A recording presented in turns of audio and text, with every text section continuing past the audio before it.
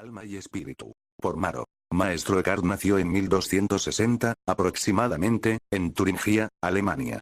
Místico religioso. Algunos pensadores no logran definir la barrera entre alma y espíritu, incluso emplean los términos como sinónimos. ¿Hay alguna diferencia entre alma y espíritu? ¿Es lo mismo? ¿Y qué es la espiritualidad? Para el maestro Eckhart, la diferencia entre alma y espíritu es que el alma sería el principio de animación que actúa en el cuerpo, es decir, el alma se tiñe de ánima, el ánima le da movimiento al cuerpo, animación, al tener movimiento el cuerpo, le da vida, así el alma vivifica al cuerpo. Al morir el alma vuelve a la naturaleza transformada en otro tipo de energía. La materia ni se crea ni se destruye, solo se transforma. El espíritu es la idea del alma, es independiente del espacio y del tiempo.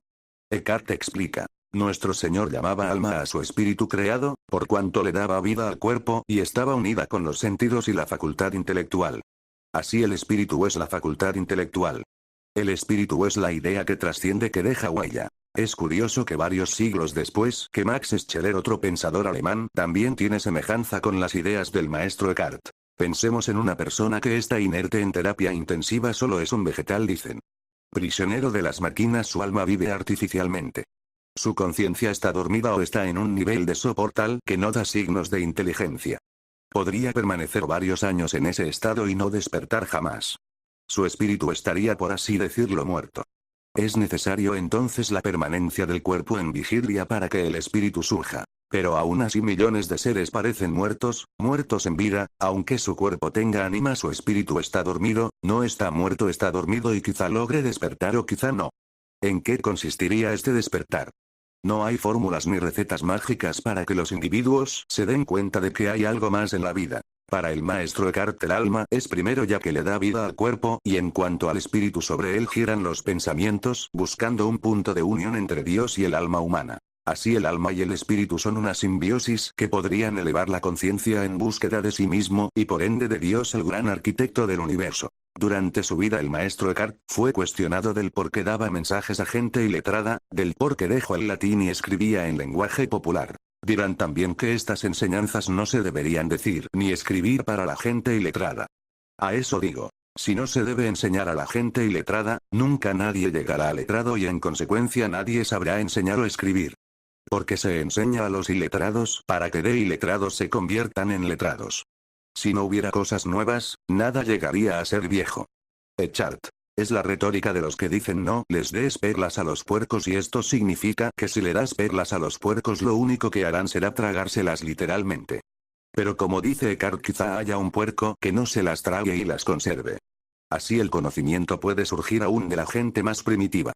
Esas personas iletradas aún existen, y más, aún existen seres que tienen sus pensamientos adiestrados y la mente colectiva ha devorado su poca inteligencia con cosas vanas como el fútbol, las olimpiadas, concursos de belleza y un largo etcétera. El conocimiento de sí mismo implica estudiarse a sí mismo a través de enseñanzas místicas, esotéricas, filosóficas, y ninguna escuela clásica lo logra, solo las escuelas iniciáticas, ya que contienen conocimientos que solo se transmiten entre sus miembros.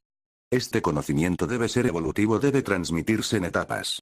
Es la ascensión. El hombre debe ascender en escala de su espíritu, de sus niveles de conciencia.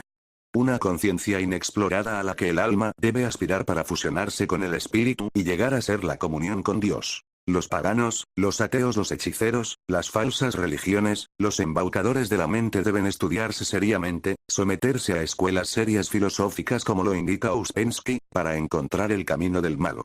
Encontrar el arte real, donde la transmutación es real. El ego, nuestro peor enemigo. Si sigues el camino del ego, será el sendero del no encuentro con el espíritu. Si sigues creyendo que el espíritu es un ente o peor aún un fantasma, estás perdido. El maestro Eckhart habló claro, transmitió la idea hasta nuestros días. Si hoy sabes que existió y su idea vive en la humanidad, es que su espíritu logró la dualidad con su alma y vive para siempre en la permanencia. Eckhart cuando predica habla del desasimiento, es decir, que el hombre se libre de sí mismo y de todas las cosas. Librarse de sí mismo entonces implica librarse de todas las ideas que le han metido, librarse de sus dogmas, librarse de sus apegos, de sus vicios. Pero ¿qué hombre está dispuesto a realizar esto? ¿Cómo vivir una vida sin apegos? Eckhart también señala que uno debe ser educado para volver a Dios, pero no a ese Dios de los católicos o cristianos, sino en la comprensión de la idea de Dios y de que uno debe ser la mano creadora de Dios. Ser uno con Dios y emprender el camino de la justicia, la igualdad y la fraternidad. Ayudar a los demás. Ser bueno, justo y sabio como dice Blavatsky. Finalmente, Dios nos ha dado cuerpo y alma, dice Eckhart, nos dio un cerebro más evolucionado. Y nos sembró la semilla del espíritu. Encontremos a nuestro espíritu. No es necesario una vida religiosa, no es necesario una vida ascética.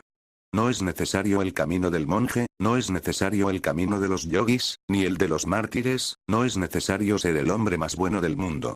Ni una vida sin placeres o lujos.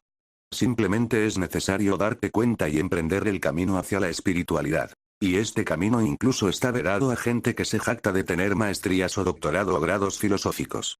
Hay gente que tiene múltiples diplomas de todo, pero nada de sí mismos, es decir, son ignorantes de sí mismos y esto no les da vergüenza.